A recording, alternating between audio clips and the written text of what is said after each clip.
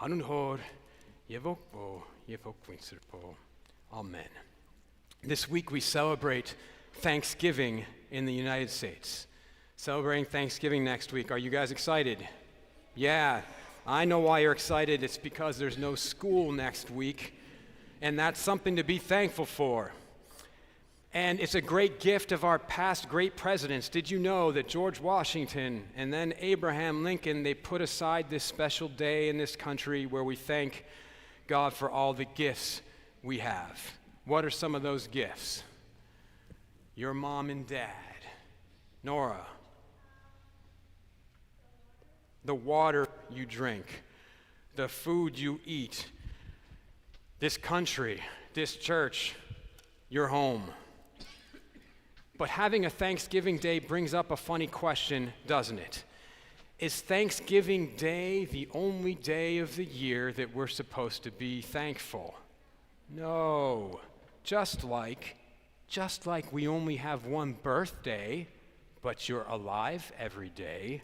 Just like we have one Mother's Day, but we celebrate mothers and what they do for us every day. In the same way, we are to celebrate Thanksgiving not just once in November, but every month and every week. And actually, that is just what Sunday is, Kiraki, the Lord's Day, in the Armenian Church. Thanksgiving Day every single Sunday. How do we know that?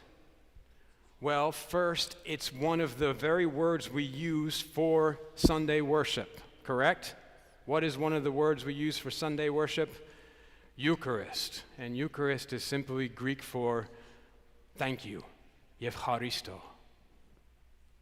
Every time we receive Holy Communion, which you just did, we say thank you to God for all of his gifts of life, but especially for his greatest gift, his Son, his very heart, who gives us life.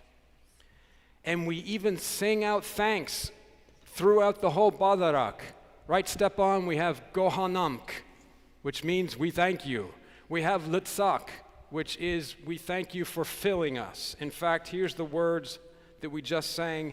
We have been filled with your good things, O Lord, by tasting of your body and blood. Glory in the highest to you who have fed us, you who continually feed us. Send down upon us your spiritual blessings.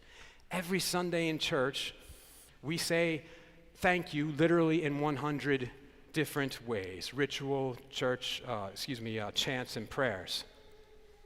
And so it's not too much of a stretch to say that all we do in church is practice saying thank you. And there's actually a wise monk from many, many centuries ago who said, if the only prayer we ever say in our life is thank you, that will be enough. And as the monk said, this is not just a church thing. This is an entire life thing.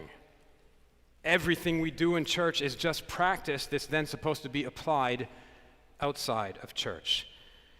And if we can develop this attitude of gratitude in church, it will lift up all things in our life, especially the hard things. Another wise Christian said that we sanctify whatever we are grateful for. We sanctify whatever we are grateful for. That is, gratitude, grace is something of a superpower. Being thankful is like a superpower because it turns everything better. It lifts everything up by God's grace. Has this ever happened to you?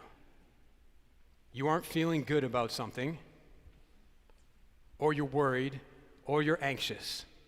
But if you can remember to feel thankful, it turns the whole thing around.